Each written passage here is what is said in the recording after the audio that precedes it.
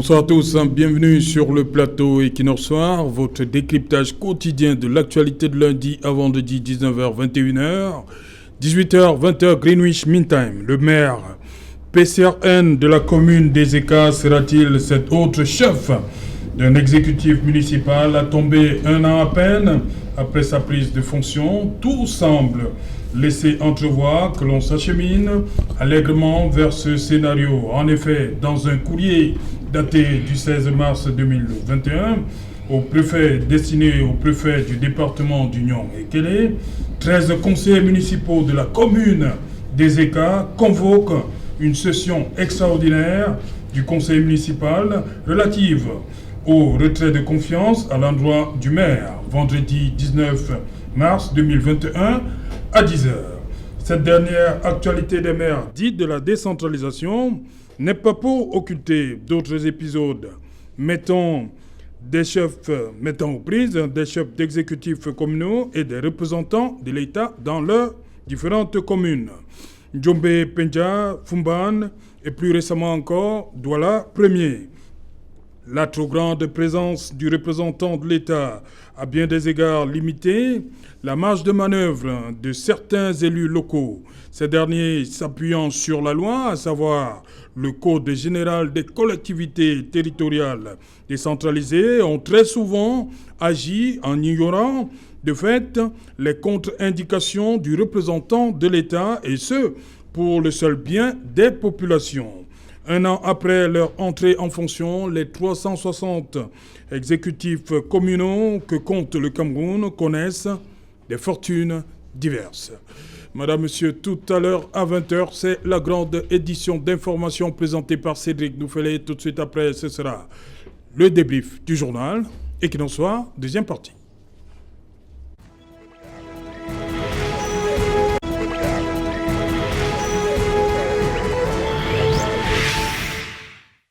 Exécutifs communaux de 2020, quel bilan? Un an après, pour en parler, nous avons invité en plateau ce soir Raphaël Ndougou. Bonsoir Raphaël, bienvenue. Merci encore Serge Alaoutou de me permettre de chausser mes godasses pour livrer ce match de la Champions League, des émissions de débats télévisés dans l'Afrique et beaucoup plus par le monde Equinox Soir. Vous me permettez de dire bonsoir au chef traditionnel du 3e degré du village Metomba, Sa Majesté Ndongé Tundi, qui est mon chef de village. Vous me permettez également de dire bonsoir au chef traditionnel du 3e degré du village Mobolassi, qui s'appelle Sa Majesté Edouard Remini. Et enfin, bonsoir au chef... village de qui? Le village dans la région Infoumont, c'est un ami. Et je vais souvent là-bas. Et puis, en dernière position, bonsoir à Sa Majesté Etundi Benoît, chef traditionnel du village Ouvangoultois, dans l'arrondissement d'Akono. C'est moi les chefs ce soir. Oui, je vous le dirai au cours de l'émission pourquoi je salue les chefs. Bonsoir, Maître Achille Ledio. Bonsoir, mon cher Serge. Bonsoir, copanélistes.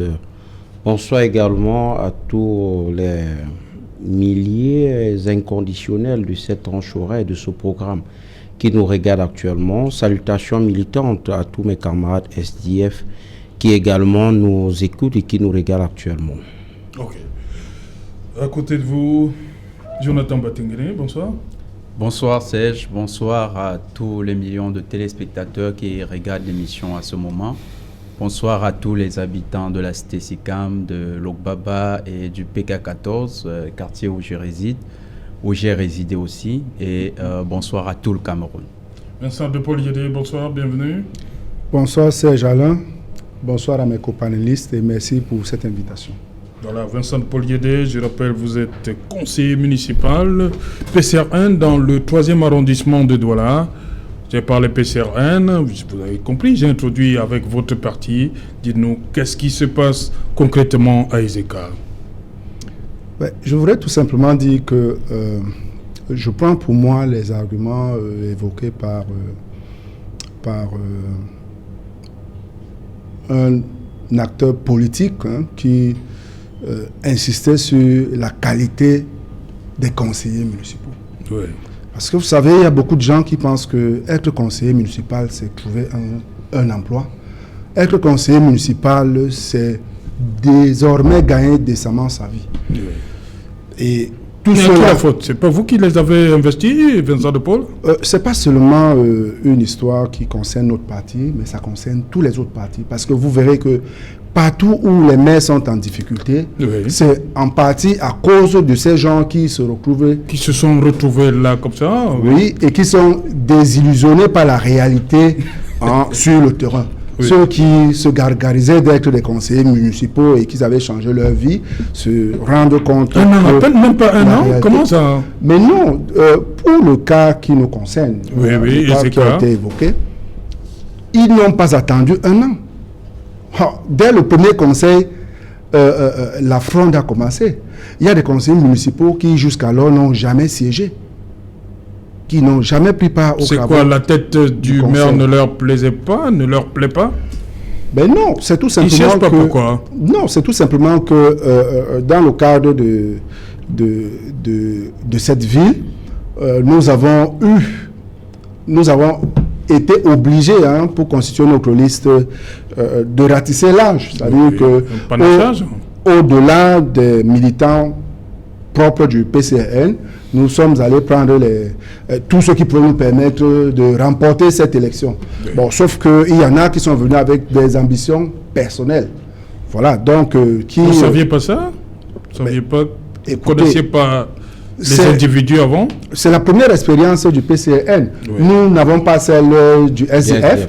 ou encore moins celle du RDPC. Je parle de l'individu, c'est pas l'élu. C'est-à-dire qu'avant d'être élu, vous connaissez quand même. Est-ce que vous ne connaissiez pas ces hommes-là avant? Non, mais écoutez, l'homme ondoyant est divers. C'est-à-dire que le Il vous côté donne une que impression, vous tient ouais. ici aujourd'hui, c'est pas le même qu'il vous tiendra demain face à une situation. Donc, je dis que nous faisons avec ces conseillers-là depuis le premier conseil. Oui.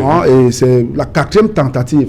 Il me souvient bien, c'est Oui. la 4e tentative de destitution du maire. Malheureusement, Vous dites cette fois-ci, ce Non. sera la bonne, entre guillemets? du tout, parce que la loi a prévu que pour qu'un conseil siège valablement, c'est 50% plus 1. Oui. Et dans le cas d'espèce, Ils sont 13. d'espèces, les noms n'ont pas été cités, les signatures ne sont pas apparues. Il y a un conseil qui s'est tenu hier avec 17, qui était avec le maire. Donc attendons voir.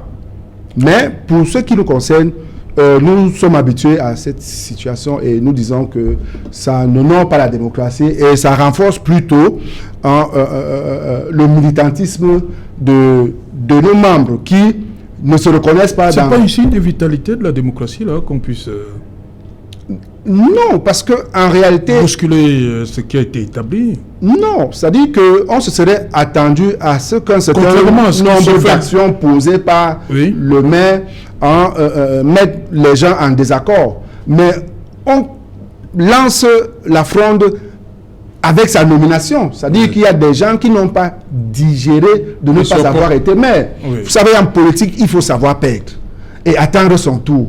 Vraiment, ceux qui n'ont pas pu être élus en 2020 Oui. n'ont qu'à attendre 2025. patiemment les prochaines élections. Ok. Voilà. Jonathan Batengere, vous dites que ce n'est pas le premier cas. Depuis 2020, que février, je crois, début mars, que les exécutifs ont été mis sur pied. C'est pas le premier cas. Oui, Pour vous, ça veut dire quoi? On peut citer comme ça, dans la volée Makenene, dans le Mbam et Inobo. On peut citer Banwa dans le Onkam. Oui. On peut citer dans la Meufo Afamba, Kola Famba, je crois bien. On peut citer dans le nord, Maroua Premier, dans le Nord, Samelima. Oui. Donc, si on regarde, c'est un phénomène qui se généralise. Oui. Et il y a derrière... Et comme a dit Vincent Paul Guédé, c'est quoi? C'est les hommes qui sont arrivés. Qu'est-ce qui fait véritablement problème? On est en train de découvrir ces hommes-là. Non, on ne découvre pas. Il y a la qualité des hommes qui arrivent, qui, dès le départ, j'ai travaillé pendant les élections, j'ai vu comment se constituent les listes. La qualité des hommes n'est pas... dès le départ, on sait, on présume que ces individus ne sont pas forcément les meilleurs, mais puisque les gens ont besoin d'arriver à la victoire, ils se disent, voilà les individus parfois les plus populaires ou bien qui ont les moyens d'investir dans la campagne. Donc, on fait avec ces hommes, puisque c'est des calculs politiques. Et à l'arrivée, il y a plutôt dans l'autre sens un système de rente qui s'est créé, une rente vis-à-vis de l'élite.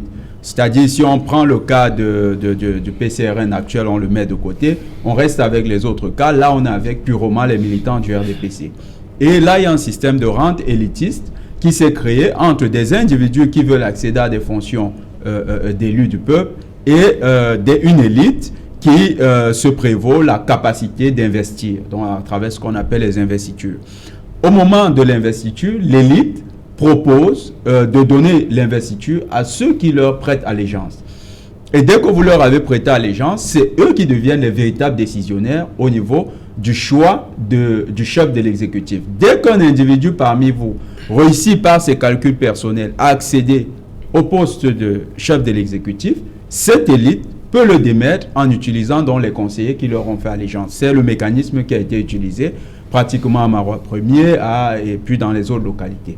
Donc, au niveau de la qualité de notre démocratie, il y a encore des questions fortes qu'il faut se poser. Est-ce que les individus qui sont élus sur la base de leurs convictions? Est-ce que finalement, ce que tout le monde redoute, c'est-à-dire les primaires démocratiques dans les partis, ne pourrait pas être la solution? Oui, tout le monde redoute, parce que les gens disent même dans les partis politiques, je dis au-delà, moi je parle de choses que j'ai vécues, au-delà du RDPC, dans les partis politiques, même de l'opposition, on dit les primaires, ça risque d'être la cause de l'implosion du parti. Pourquoi? Parce que au Cameroun, personne ne veut perdre une élection. Personne, pas même dans l'opposition. Des gens pensent que s'ils perdent l'élection, il vaut mieux quitter le parti. Okay. Donc, puisque les gens n'ont pas ce sentiment de fair play que tout à l'heure le conseiller Vincent de Paul appelait, ils se disent il est mieux qu'on passe par un système de cooptation.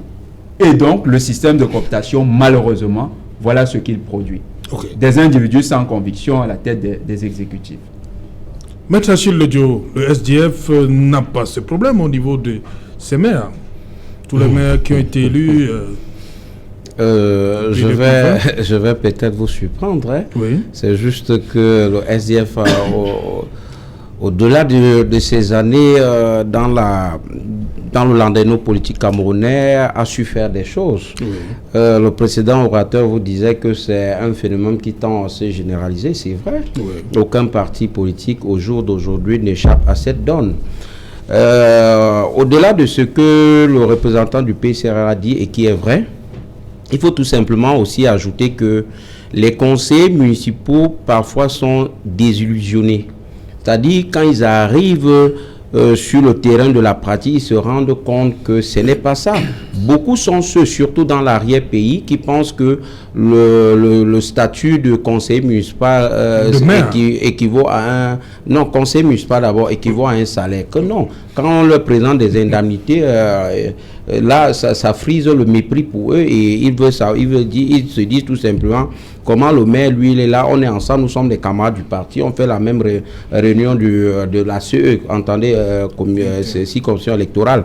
Ensemble, c'est toi le seul à avoir un salaire, à être véhiculé. Non, mon ami, nous allons nous regrouper pour voir cette affaire-là. Et derrière ça, il y a une manipulation des perdants RDPC.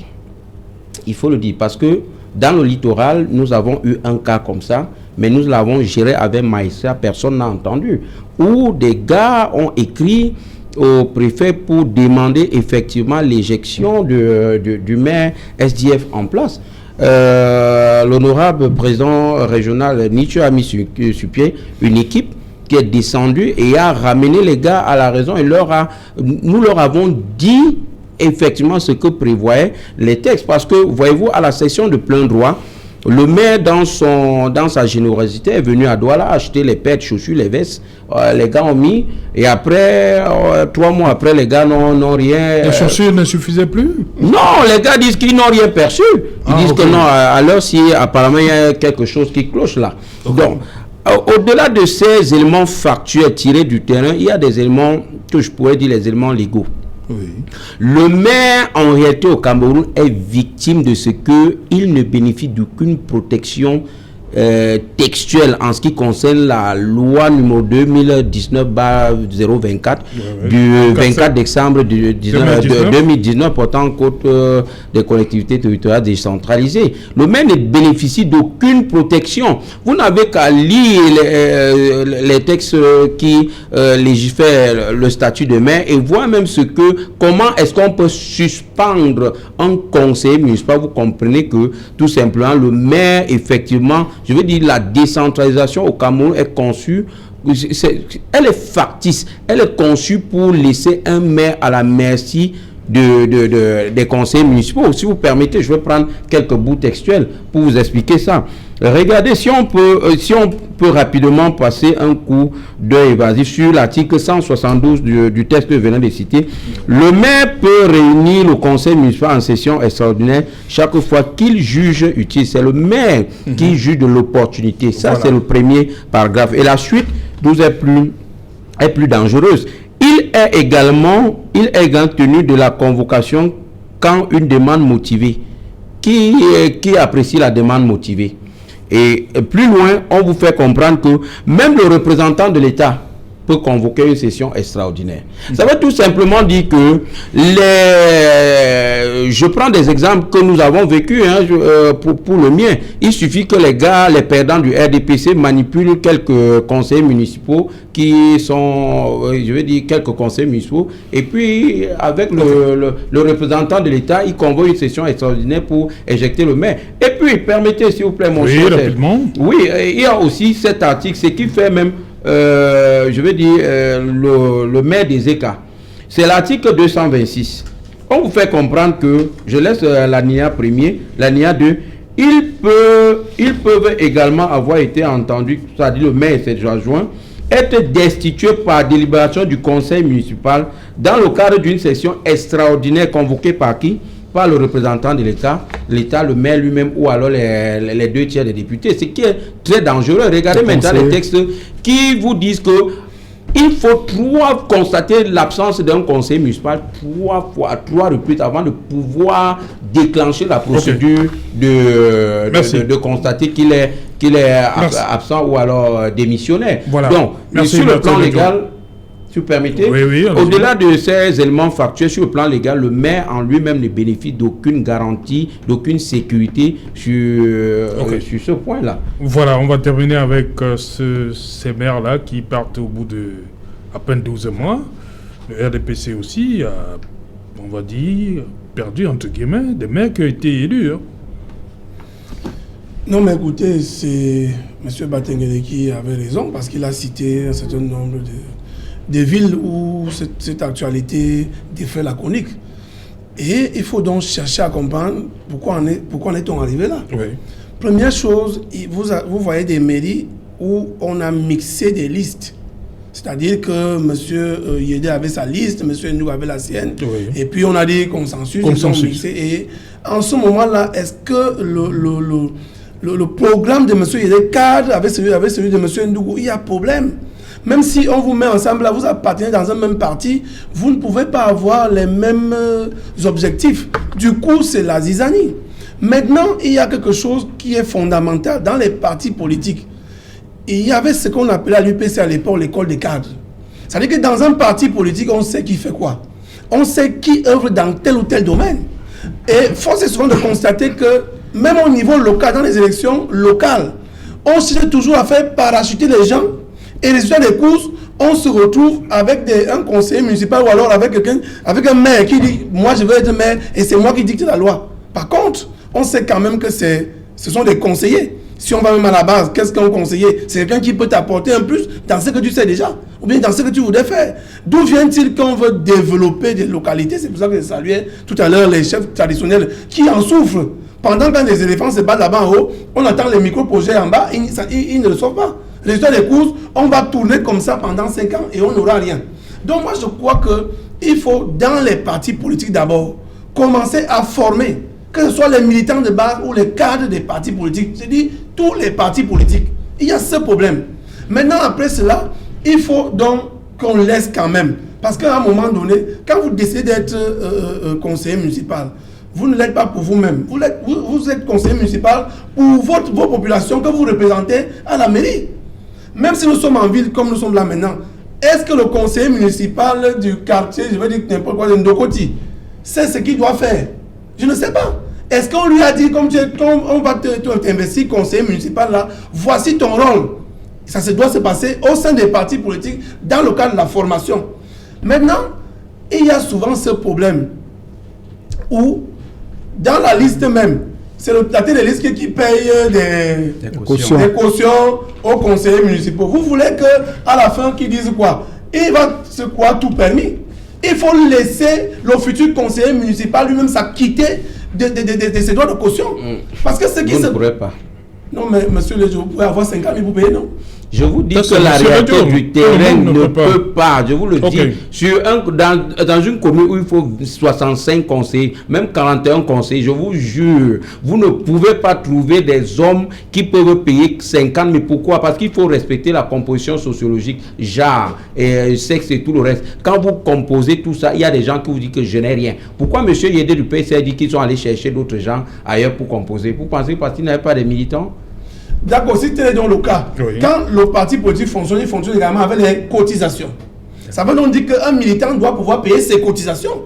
Ça veut dire que ce n'est pas l'individu X, tête de liste qui doit pouvoir prendre cet argent. Le parti peut même, en investissant ses candidats, prendre dans la caisse du parti. Sauf comme on le sait d'ailleurs que les partis fonctionnent chez nous, on ne sait pas la trésorerie, on ne contrôle pas la trésorerie. Est-ce qu'elle est véritablement renflouée? On ne sait pas. C'est tout cela qui met en difficulté ces maires aujourd'hui. Donc je pense que le cas peut-être des DA, je veux dire des ECA, aujourd'hui, peut-être qu'il y a des conseillers qui ont été manipulés, mais il faut que le parti règle ce problème à son niveau, avec ses cadres qui sont conseillers et monsieur le maire également. Il faut que ce soit réglé à la base. Parce que ce qui est vrai, c'est qu'avant d'être conseiller municipal, on vient d'un parti politique.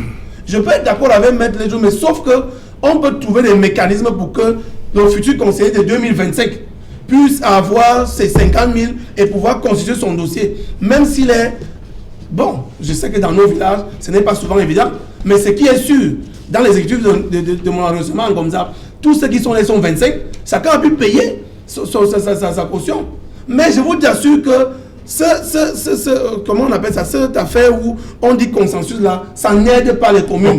Mieux que la liste qui gagne et on continue. Voilà, on va dans l'évolution, on parle du bilan. On a la chance d'avoir sur ce plateau un conseiller municipal, Vincent de Paul Yédé, conseiller municipal PCRN. Je l'ai dit à l'entame de l'émission, vous êtes dans le 3e arrondissement de Douala.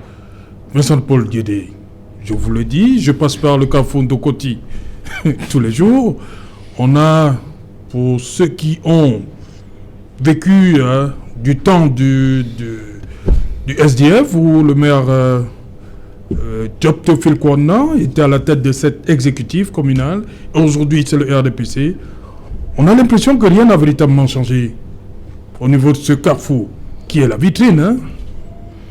Qu'est-ce qui se passe? Je précise d'abord que... là, je parle en tant que conseiller municipal. Oui. L'exécutif de la mairie de Douala 3e est constitué par le RDPC, oui. Et avec un adjoint au maire, le 6e notamment, qui est du SDF. Oui. Donc, je ne pourrais pas faire de manière exhaustive le bilan de l'exécutif qui a plus d'éléments là-dessus. Mais je peux apporter une appréciation. Mais au bout d'un an, dites-nous un peu, Vincent de Paul Guédé, qu'est-ce qui a été fait au niveau de la 3e pour améliorer les conditions de vie des populations? On va déjà dire que, je salue ici en passant le maire de Douala 3e et tous mes collègues conseillers. Je voudrais quand même dire que ce mandat a commencé sous le Covid. Vous savez, c'est en février 2020 que les exécutifs ont été élus. Et dès mars, on rentrait dans les 13 mesures du gouvernement. Voilà, dans les 13 mesures du gouvernement. Mais déjà, la mairie s'est impliquée, n'est-ce pas, dans la sensibilisation, dans la lutte contre le Covid. Les écoles ont été désinfectées. Les marchés ont été dératisés Et depuis quelque temps, ça il faut l'apprécier, au niveau de la police municipale, il y a une véritable réforme qui a été faite, qui est conduite par monsieur le maire de la commune de Douala-Croix. Et vous pouvez voir, la police municipale de Douala-Croix ne ressemble à aucune autre. Déjà, de par la formation de qualité qu'elle a reçue, de par la qualité du travail qu'elle exécute sur le terrain.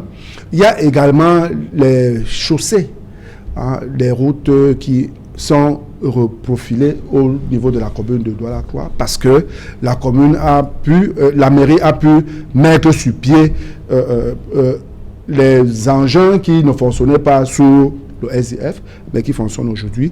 Donc, ces différents engins n'ont pas eu de repos.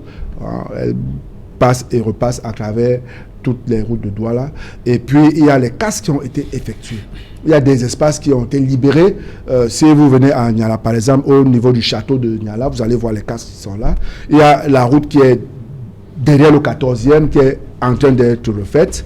Il y a au niveau de Niala, Bonnefontaine, il y a une route qui ressort au PK 10.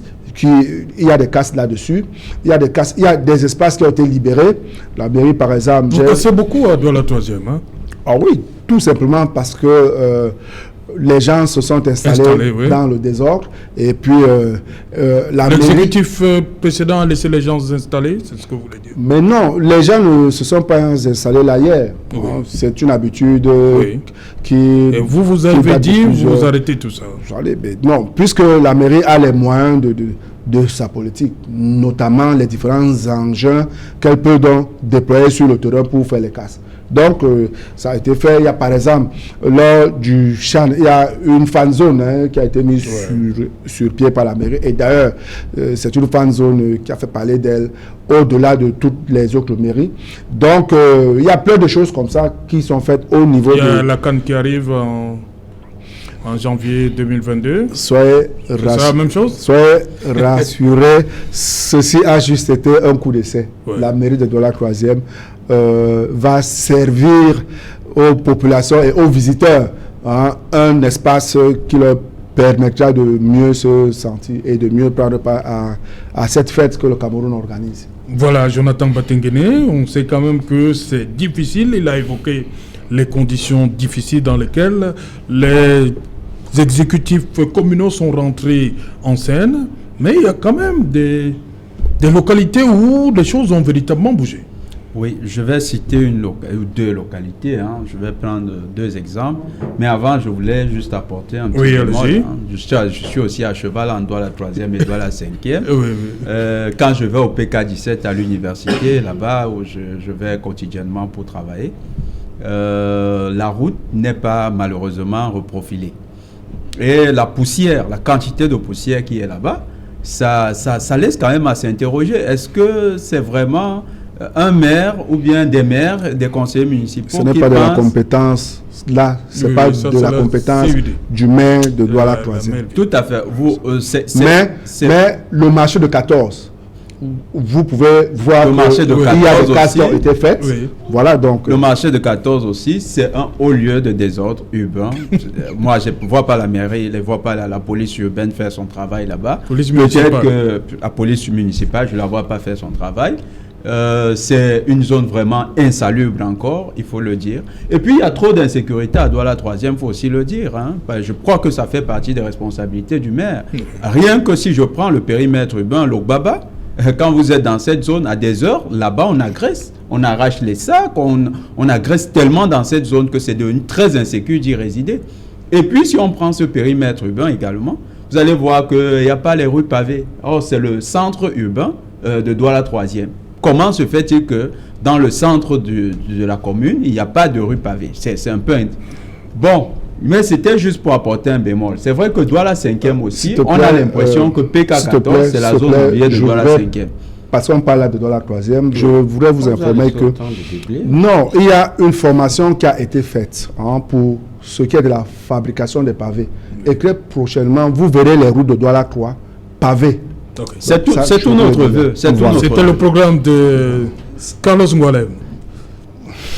C'est tout notre vœu de voir Si le RDPC triche les projets du Pourquoi pas?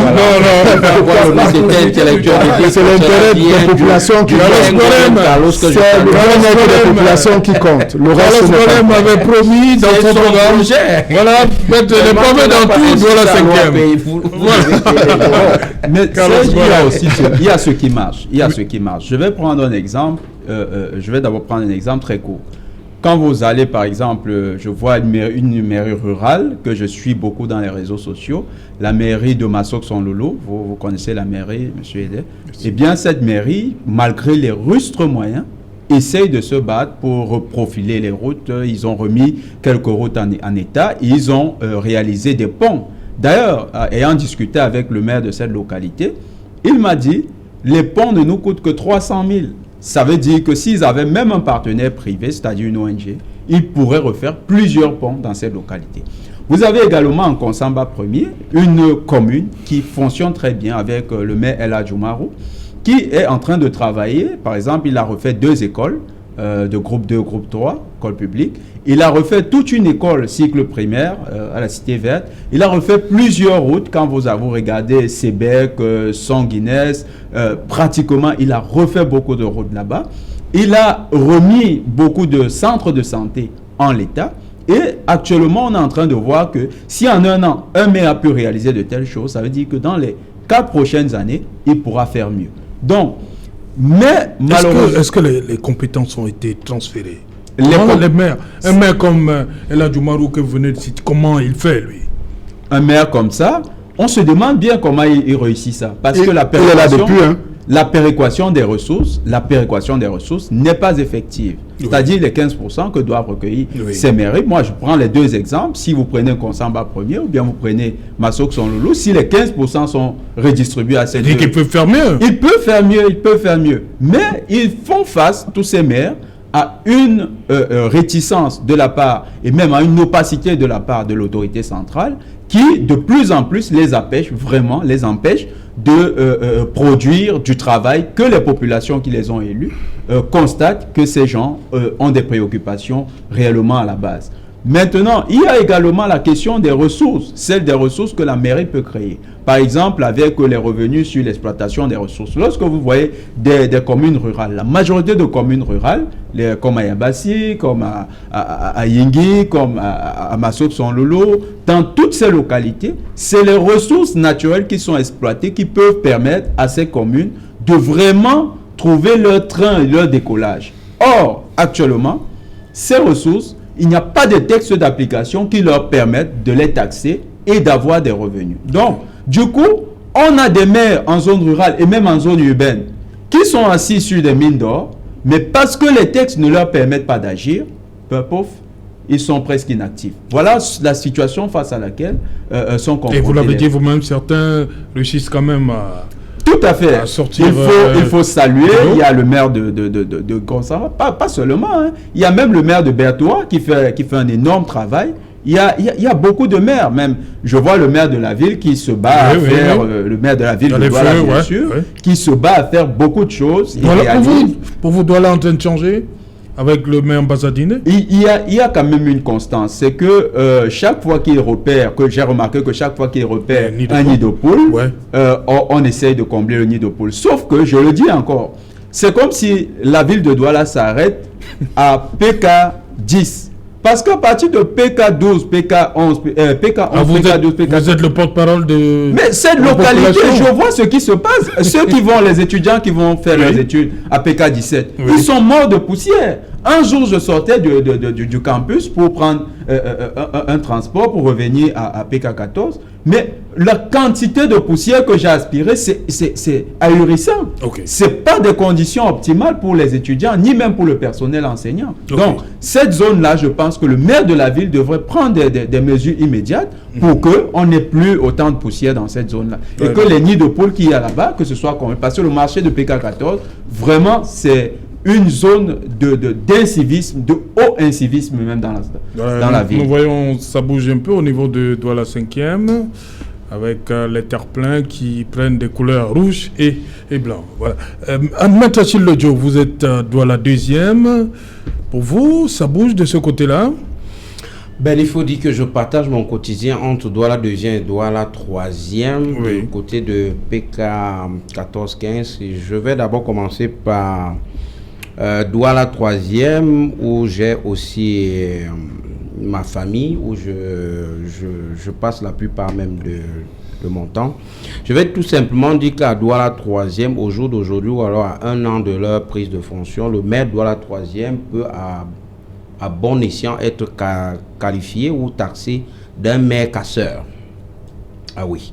Voilà quelqu'un qui a dit qu'il venait travailler pour le bien de la population, mais se permet de casser sans prévoir où est-ce que on peut relocaliser les gens. Je prends des exemples simples.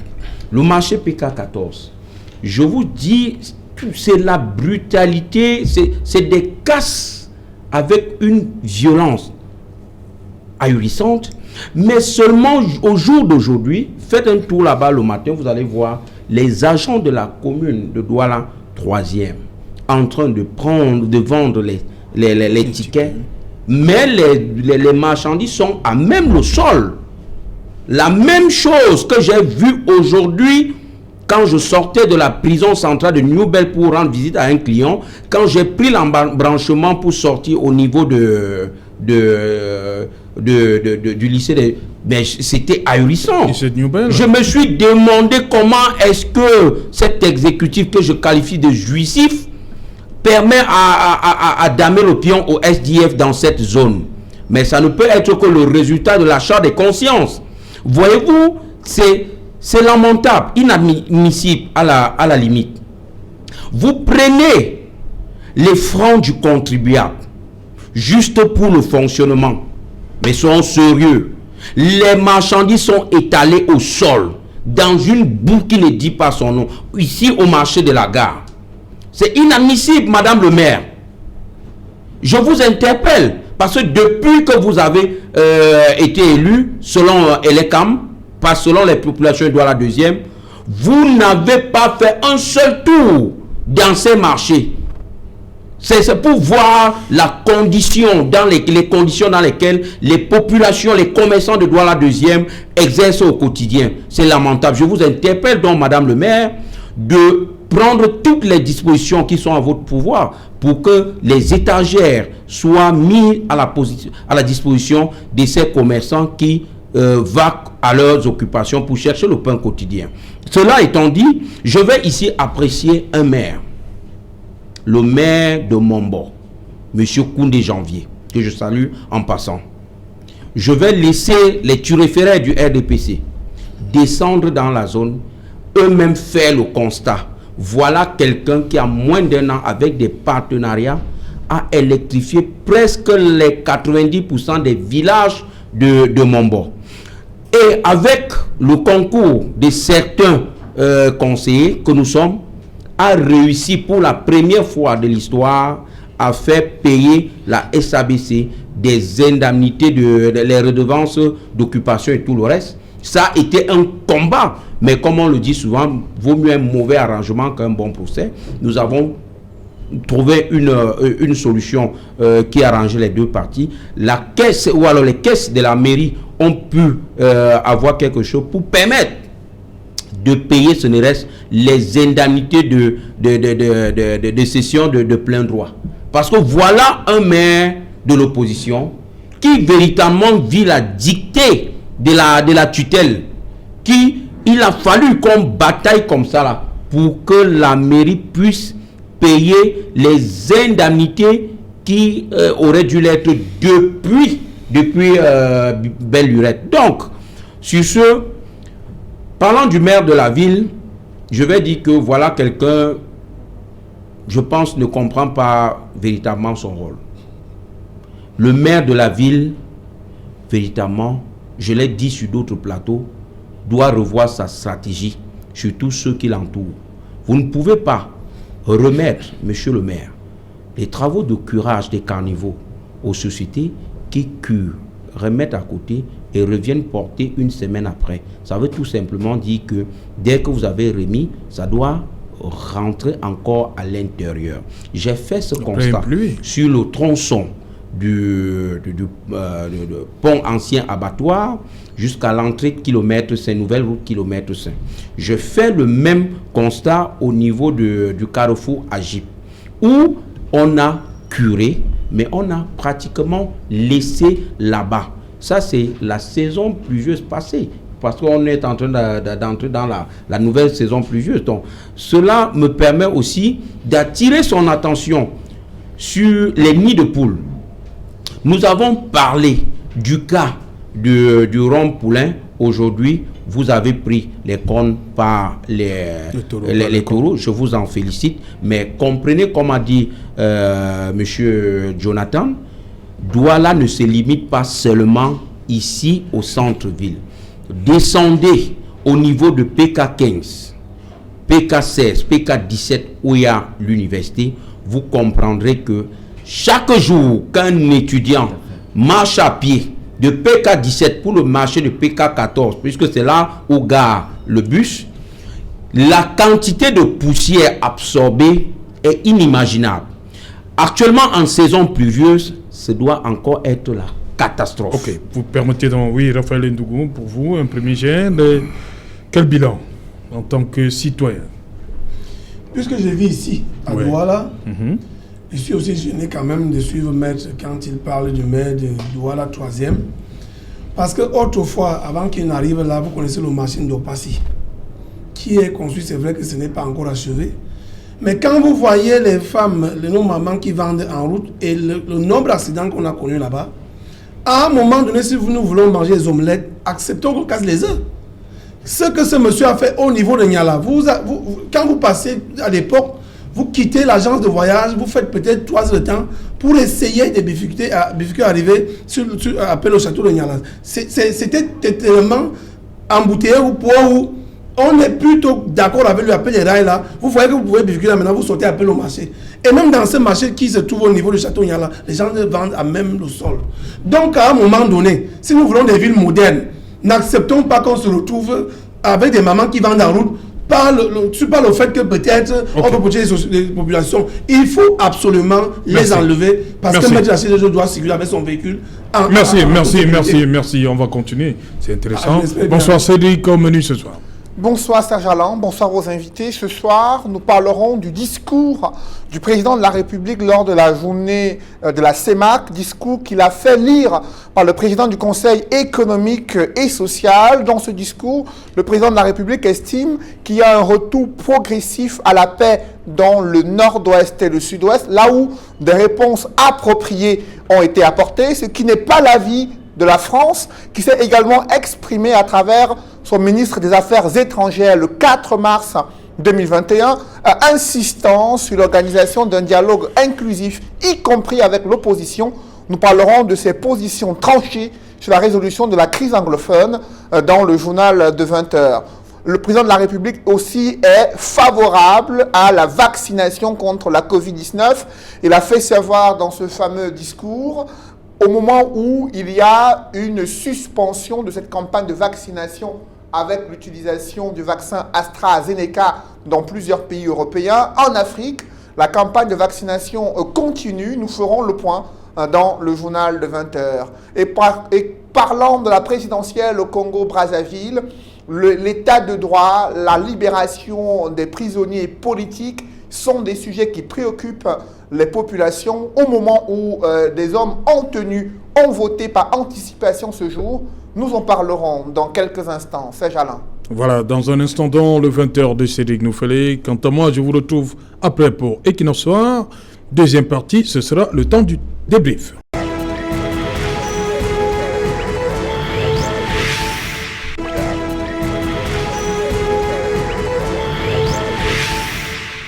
Retour sur le plateau Equinox Soir, deuxième partie, c'est le temps du débrief, toujours en compagnie de Raphaël Ndougou, Maître Achille Ledio, Jonathan Batingene et Vincent de Paul Yédé. Vincent de Paul Yédé, comment ne pas céder à la panique par rapport à tout ce qui nous arrive comme information entourant ce vaccin? Mais je pense que nous avons une attitude sage jusqu'à présent, qui est celle de rester serein et de respecter les mesures barrières. Et on a comme l'impression que tout est fait pour mettre la pression sur des petits pays, sur le Cameroun, pour que l'on en arrive à la vaccination. Et donc, on demande de ne pas paniquer, en réalité parce qu'ils savent qu'il y a un souci. Oui.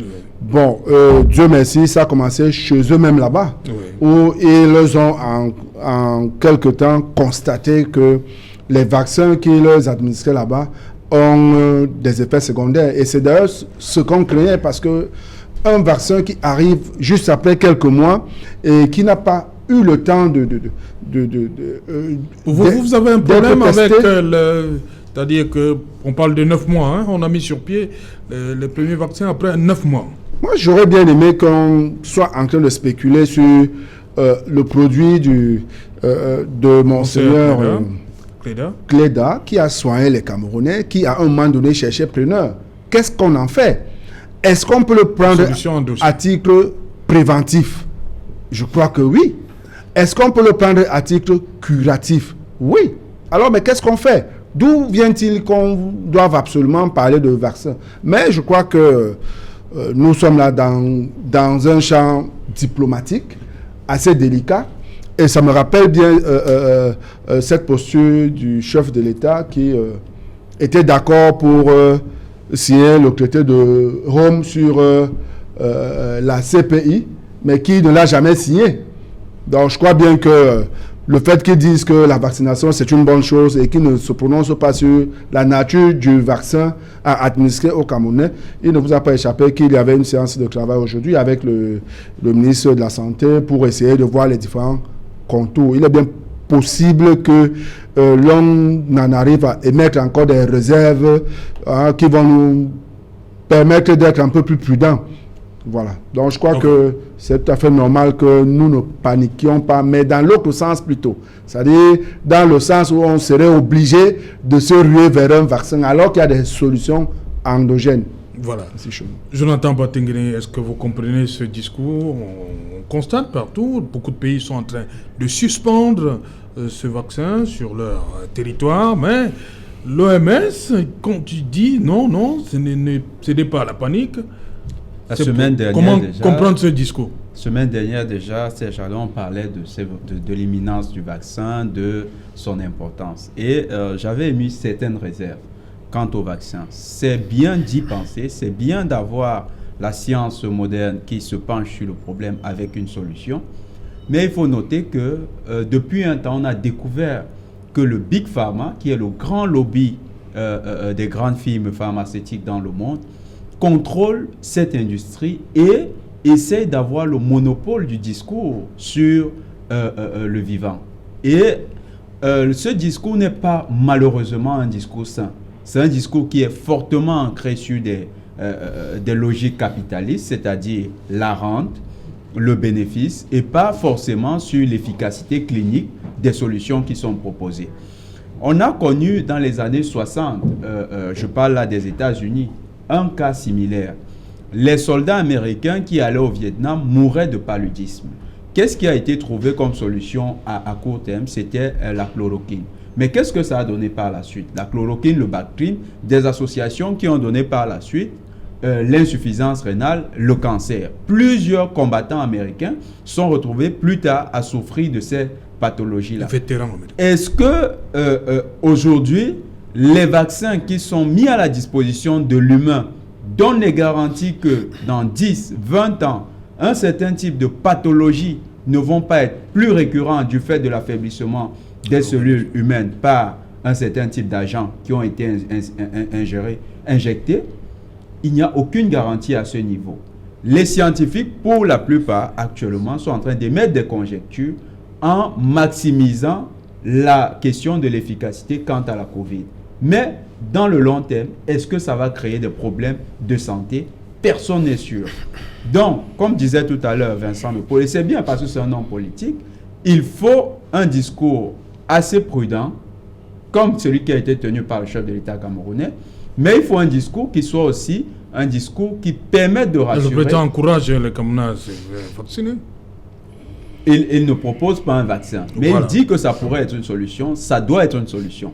Ça pourrait être une solution, ça c'est très important parce qu'il faut rester optimiste, mais il faut maximiser sur les solutions que nous avons déjà, c'est-à-dire les solutions endogènes. Depuis la semaine dernière, c'est l'élément sur lequel j'insiste, c'est les solutions endogènes. Si vous et moi nous sommes ici, pour la plupart, c'est parce que nous avons réussi, tant bien que mal, à nous maintenir en bonne santé, à être à l'écart, à prendre des mesures de préventives qui sont efficaces. Donc, les populations doivent rester éveillées et prendre plutôt les mesures préventives plutôt que de penser que le vaccin serait la solution idoine.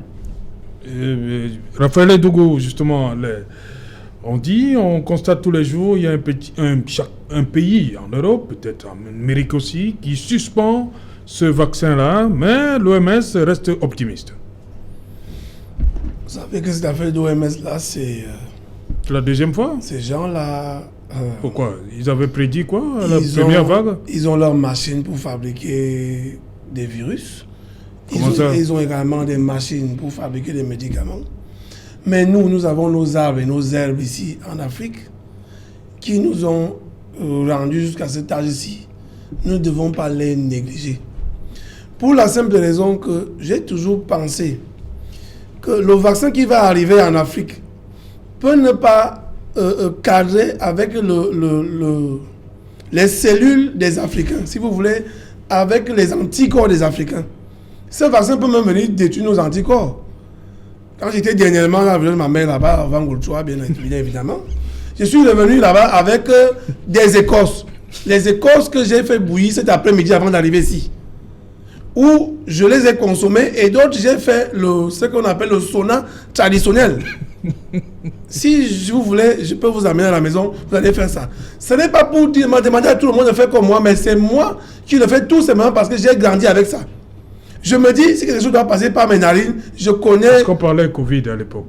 Oui, mais on avait je ne connais pas comment on appelle ça en français, mais il y a une maladie qui est arrivée ici, il y a 40 ans par là, voire 50 ans, qu'on appelait Soubikoumou. Lorsque quelqu'un toussait, il devait tenir un arbre parce que sinon il pouvait se renverser. Mais on a soigné ça avec nos herbes. Donc, tout le monde parle de la solution endogène et il ne faut pas la négliger. Vous avez suivi une vidéo qui circule là, quelqu'un qui était ici, qui venait souvent sur ces plateaux. Il vous a indiqué le roi des herbes. Ça veut donc dire qu'on a des solutions avec nous. Le paysan reste prudent. C'est d'ailleurs un homme qui, c'est quelqu'un qui est scotché à la tradition. C'est quelqu'un qui connaît la tradition. Il ne refuse pas le vaccin. Bien évidemment, c'est un homme politique également. Donc, on sait que l'OMS a des subventions ici. Mais honnêtement, sur la solution de cette affaire, comme les Blancs ont pensé pouvoir nous jongler, nous on a les solutions avec nos écorces ici. C'est pour cette raison que vous allez entendre quelqu'un vous dire que... C'est même pour ça que les Camerounais sont encore debout. Même si la maladie arrive là, elle passe comme le vent. Pour la simple raison qu'ils y croient, dur comme faire que la solution se trouvera dans nos écoles là. Et je ne le dirai jamais assez. Donner des moyens à Monseigneur Cléda qui a déjà fait les preuves. Je vous assure même que son traitement est même pris dans les hôpitaux. Peut-être qu'on ne le dit pas. Mais lorsque vous partez là-bas, vous avez un test positif, il va vous soigner. Même ceux qui ont de l'argent à faroter, en dehors de l'État qui doit également subventionner son affaire, sa prise en charge, même les gens qui ont de l'argent à faroter, à acheter des bouteilles de whisky, aller donner de l'argent pour le grand bien des Camerounais à Monseigneur Cléda pour nous aider à contourner cette affaire de vaccin. Pour ma part, il faut un vaccin type Afrique, type Camerounais, parce que nos anticorps ne sont pas les mêmes. Le paludisme qui nous tue ici chaque jour, enfin qui les tue chaque jour là-bas, nous vivons avec les moustiques à Douala comme dans mon village. Quand un seul moustique pique, un blanc il est hospitalisé. Par contre, 12 moustiques peuvent nous piquer toute la nuit, on ne va pas tomber malade. Alors, la solution est celle camerounaise, celle africaine. Les Africains, les Camerounais, levons-nous pour barrer la route à ce vaccin-là. Vous êtes contre le président. Le président dit qu'il faut le vaccin. Il y a plusieurs types de vaccins. Le président n'a jamais dit allez prendre le vaccin. Non, il a dit qu'il faut se faire vacciner. Mais il a dit qu'il est favorable au vaccin. Oui. Il n'a pas dit qu'il abandonne nos potions traditionnelles. Il ne va pas dire ça pour ne pas... Vous savez ce qui se passe entre les relations diplomatiques. L'OMS, vous savez. Donc il ne peut pas dire ça comme ça. Nous, on a la possibilité de le dire aux Camerounais. Vous contredisez le président alors. Non, le président a dit prenez le vaccin, donc on va vacciner le personnel médical et ceux qui iront se faire vacciner. Mais nous, on a la solution entre nos mains. Maître Achille Ledio, sur cette situation, Oui, ben voilà. est-ce que vous comprenez le discours de l'OMS? Non, pas du tout. Parce que chaque jour à la télé, ça tourne en boucle. AstraZeneca, des pays qui suspendent cette opération chez eux, mais l'OMS sort avec une dose d'optimisme. Mon cher Serge, il faut se poser une question préalable. D'où sort cette désinformation, s'il faut l'appeler ainsi? Voilà. D'où sort-elle? Chez eux. C'est justement parce que lorsque l'on nous a dit 9 mois après qu'on a pu trouver un vaccin, cette OMS-là et ces États utilisateurs n'ont pas trouvé justement des moyens appropriés pour mettre la population hors du doute. En 9 mois, voyez-vous, on vous fait comprendre qu'un vaccin a traversé toutes les étapes de certification. On vous fait comprendre qu'il y a une variante du Covid qui a été détectée. Mais laissez-moi vous dire que les blancs, ça c'est ce qu'on appelle en français l'euphémisme. C'est-à-dire que c'est un mutant. C'est un mutant. C'est-à-dire on a pris comment on appelle ça, on a introduit, on a vacciné les gens et ça allait créer une autre forme rebelle. C'est parce qu'ils veulent atténuer le langage qu'on parle de souche variante. C'est un mutant du Covid qui a été découvert suite à ces vaccinations. Et la désinformation ou alors la prudence a commencé à naître à partir de quand on nous a dit qu'on a découvert une nouvelle variante du Covid. Non, faisons attention. Véritablement, moi je pense que personnellement en tant qu'homme politique, j'interpelle plutôt le gouvernement camerounais a de la prudence et à la responsabilité. Sincèrement, la prudence voudrait que l'on essaie d'observer ce qui se passe avec ce vaccin. Il ne faut pas courir et à dire qu'on encourage le vaccin. S'il faut vacciner, mesdames, messieurs, chers compatriotes, s'il faut vacciner, on ne doit pas commencer par les enseignants. On ne doit pas commencer par le corps médical, on va commencer par les ministres. Comment ça? Il faut commencer par eux. 6 mois après, qu'on revient maintenant sur la population. Quand on vous demande de revaloriser le salaire du personnel enseignant, vous faites la sourde oreille. Mais maintenant, vous faites comme si vous les aimez trop en disant qu'on va commencer par vous, on va vous protéger. Mais c'est du n'importe quoi. Moi, dans tous les cas, je ne pourrais pas accepter que mon épouse, par exemple, se fasse vacciner comme fait partie du corps médical avant qu'un ministre le soit lui-même. Sont sérieux. Et les enseignants, ne pensez pas que c'est le ventre mou de la population. C'est ceux qui transmettent le savoir. Alors, ils doivent être protégés. Être protégé veut tout simplement dire que vous devez donner la certitude de ce que c'est un vaccin qui n'aura pas de répercussions, comme disait le précédent orateur. Et en plus, pour finir, chers amis téléspectateurs, comprenez que nous avons des solutions endogènes. Je connais deux mes clients, parlons comme ça, qui de retour d'un voyage à Dubaï ont été interpellés à l'aéroport parce que testés positifs. Et vous savez ce qui s'est passé, on a retenu toutes les pièces, mais on les laisse partir et dit, vous revenez avec le test négatif avant de prendre vos pièces. Alors le gars me téléphone et je lui dis, il faut aller chez Monseigneur Samuel. Il dit, non, j'ai déjà ça, je prends. Je suis à la maison, je ne sors pas. Et après, il est allé se faire tester négatif. Il allait récupérer ses pièces à l'aéroport. Donc, si vous avez déjà un produit sous la main qui fait l'éloge, qui fait l'affaire, pourquoi regarder ces vaccins? Pourquoi le Cameroun, pourquoi le gouvernement du Cameroun ne ferait pas preuve d'un peu d'originalité en ce sens, encore même que nous avons la possibilité de le faire? Les chercheurs camerounais, aucun moyen n'a été mis à leur disposition pour innover dans ce sens. Laissons ça de côté. Voilà Samuel Kleda qui a déjà mis sur pied une potion qui est efficace, je vais dire, les témoins sont vivants. Alors, je pense que cette affaire de vaccin doit être mise de côté. Encourageons la solution de Samuel Kleda ou alors la solution de ma grand-mère, les écorces, comme parlait le représentant du RDPC tout à l'heure. Restons bantous. Ok, merci. On va terminer avec le bilan des maires un an après. Voilà, dans certaines localités, on a vu les maires se accompagner véritablement des déplacés internes, comme on les appelle, IDPs, c'est l'expression en anglais. Qu'est-ce qui est fait pour que ces populations-là ne se sentent pas étrangères? C'est peut-être le mot. Je pense que nous devons, sur cette question, féliciter justement une fois de plus le maire de Nkongsamba premier, El Hadj Oumarou, parce que lui, il a pris les dispositions. Vous savez qu'un Nkongsamba est véritablement le Mungo, cette ville, je veux dire frontière là, qui ces gens-là, voilà, les déplacés sont arrivés là-bas. Il a pris les dispositions pour les encadrer, pour les recadrer quelque part. Et c'est des actions à saluer. Parce qu'en réalité, c'est ça le rôle des maires. Même s'il n'a pas encore reçu les moyens de l'État, ça dit que le transfert des ressources. Mais il fait avec ce qu'il peut avoir dans sa mairie. Et je ne sais même pas ce que le ministère, ou alors le ministre de Kassitan, comme l'avait appelé un journaliste qui travaillait à l'époque à la chaîne nationale, il a dit le ministre de Kassitan, je crois qu'il y en a 8, qui ne veulent pas obéir à ce que le Premier ministre a demandé de faire, à savoir transférer les compétences. Donc si le maire El Hadj Oumarou, lui, prend des dispositions pour encadrer, pour recaser les déplacés, c'est déjà une bonne chose. Et je crois qu'on doit pouvoir demander aussi au maire de Douala. Parce que vous savez que par exemple, Douala 4e, il y a également les déplacés qui sont là-bas. On a vu les reportages où les jeunes filles se livrent dans la nuit parce qu'elles n'ont pas de quoi manger. Donc pourquoi ne pas faire comme le maire de Nkongsamba premier et les autres mairies qui sont en route? Parce que de toutes les façons, ces Camerounais-là, ils n'ont pas demandé à fuir, mais ils ont fui la guerre.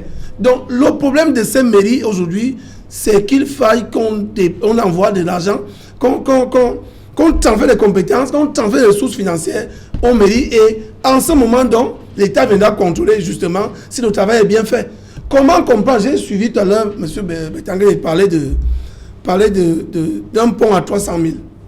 Tout à l'heure, j'ai salué le chef du village. Vous avez dit Massok, le maire. J'ai salué le chef de mon village à Matoma là-bas. Il a un pont de la rivière Kama qui est aujourd'hui, aucune voiture ne passe. Entre-temps, on attend que la mairie de Ngomza bouge. Mais vous savez que ce qui se passe ici, c'est pas aussi se passer là-bas. Parce que les listes ont été jumelées, les conseillers ne s'entendent pas. Ça marque le pas sur place. Or, si on veut lancer dans le marché de ce pont, il faut bien que ce soit ceux qui y vivent, qui disent comment il faut faire. Il y a des arbres chez nous qu'on peut aller abattre ici et prendre les planches. Donc il y a la solution au niveau local. Donc la mairie peut travailler en collaboration avec les chefs traditionnels, avec les populations pour dire, nous avons peut-être 300 000, qu'est-ce qu'il y a lieu de faire? On va donc donner les arbres gratuitement pour pouvoir scier des planches et fabriquer, ou alors si vous voulez, et arranger ces ponts-là.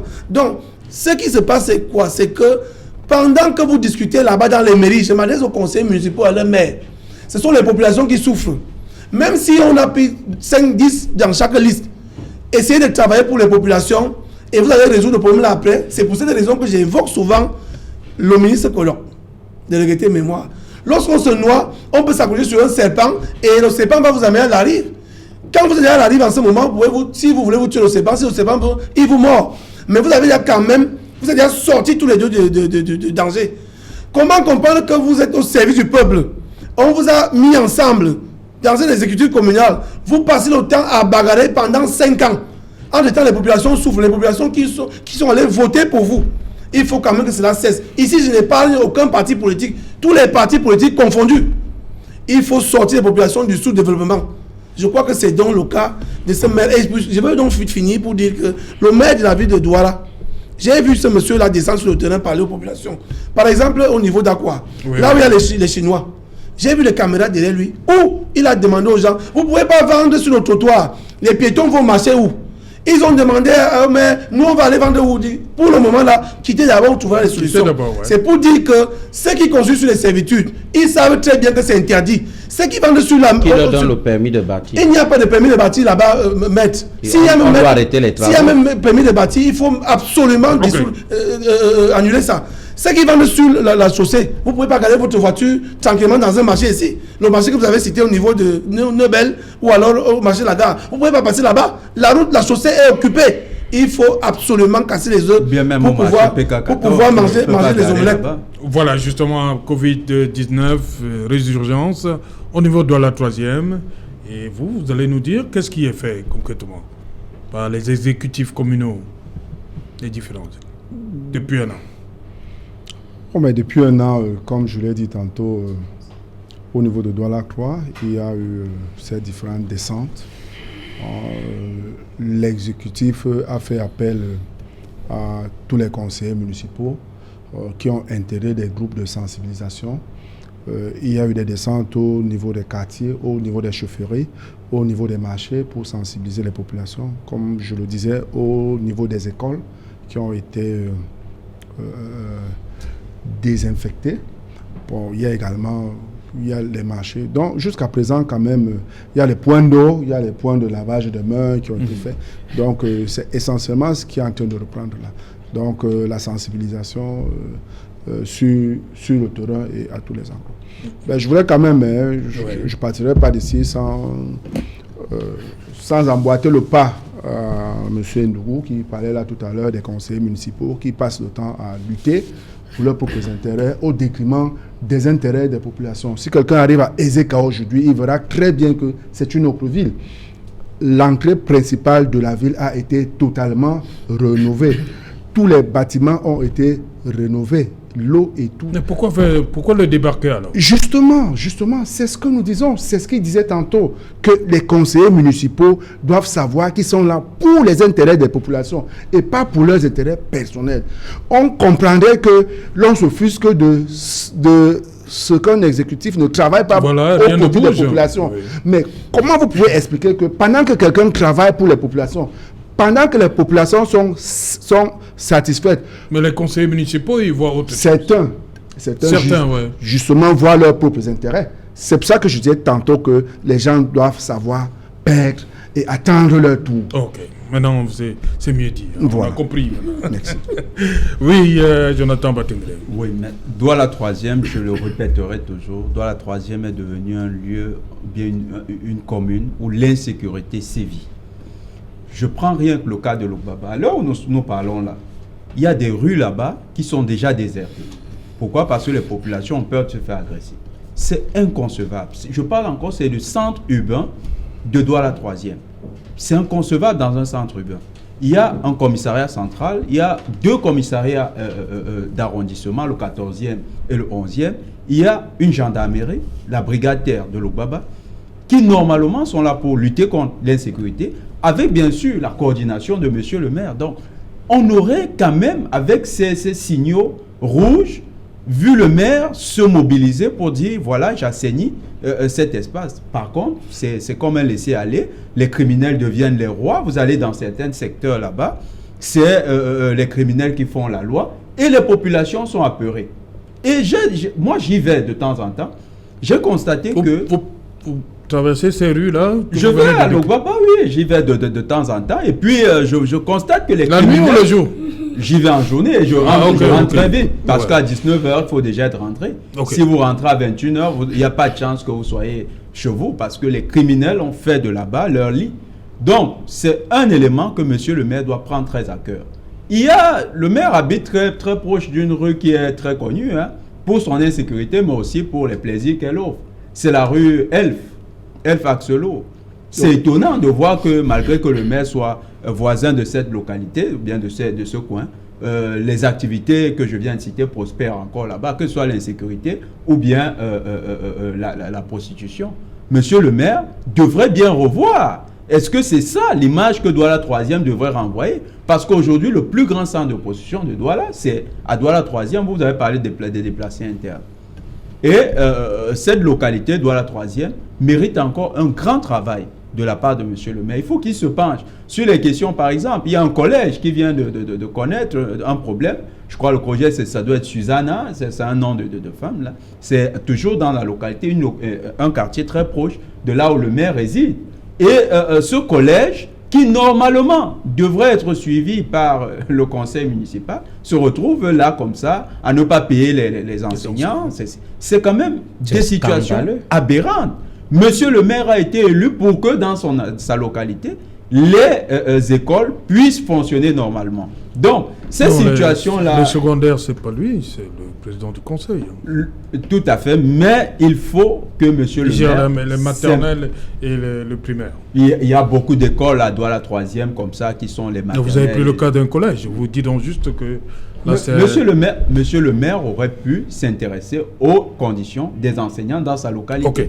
Bon, mais il faut revenir parce que le cas de Konsamba 1er et de Massock Sonlou sont très intéressants. Massock Sonlou, j'ai dit c'est 300 000. Mais maintenant, vous avez une élite, parce que nous on a trop d'élites, mais une élite qui ne sait pas grand-chose lorsqu'il faut penser au développement. L'élite, ça revient juste quand il faut penser aux prébendes ou bien à exploiter le village. Dans les localités comme Massock Sonlou, avec seulement 300 000, vous refaites les ponts, vous refaites les ponts qui lie plusieurs villages. Au Konsamba 1er, moi je suis allé là-bas l'année dernière, je crois pendant les fêtes, et on a vu que le maire avait travaillé, par exemple, dans l'éclairage public. Il a beaucoup travaillé dans ce sens. Il a également, vous avez vu le projet là-bas, je crois, si j'ai bonne mémoire, il y a un grand projet, c'est l'hôtel de ville de Konsamba 1er. Quand vous allez dans cette localité, vous sentez qu'il y a un maire qui est en train de donner à cette localité un nouveau visage et qui a envie que ce soit une ville rayonnante. Voilà, on a envie de partir sans... Au niveau de la deuxième, le phénomène de retour là, ça a bougé, ça a changé. Bon, on n'entend plus parler. Hein. Oui, il faut dire que pour le moment, mes frères... Le maire de Fampour. Non, ce n'est pas à mettre à son actif, nullement. Mais comment? Ce n'est pas à mettre son actif. Mes frères de Douala 2e ont compris que notre arrondissement ne devait pas être taxé d'un arrondissement voyou. Oui. Alors, maintenant, pour ce qui est de l'exécutif communal de Douala 2e, il faut dire qu'ils sont à leur 3e mandat, c'est-à-dire que ce n'est pas des newcomers. Oui. On constate tout simplement qu'un an après la prise de leur prestation de serment ou alors leur investiture, on se rend compte tout simplement que le nombre de manifestations organisées en termes jouissifs est plus disant que les actions sur le terrain. Merci. Tout ce que vous voyez comme ruelle je vais dire à Douala 2e des pavés, c'est pas les fonds de la mairie. Je Merci. le dis bien, c'est pas les fonds de la mairie. Permettez s'il vous plaît que j'attire l'attention du président du conseil régional sur le collège. Justement, j'attire l'attention du président du conseil régional du littoral sur les cas des enseignants qui sont pas payés dans les collèges comme celui, le collège Susanna, dont les enseignants travaillent au jour le jour et ne sont pas payés. Voilà, merci. Nous allons prendre ce cas à bras le corps. Merci Achille Joe, merci à vous Jonathan Batingene, merci Vincent de Paul Yédé, merci à vous également Raphaël Ndougou, merci à vous chers téléspectateurs. On se retrouve demain lorsqu'il sera 19h. Bonsoir messieurs les maires et mesdames.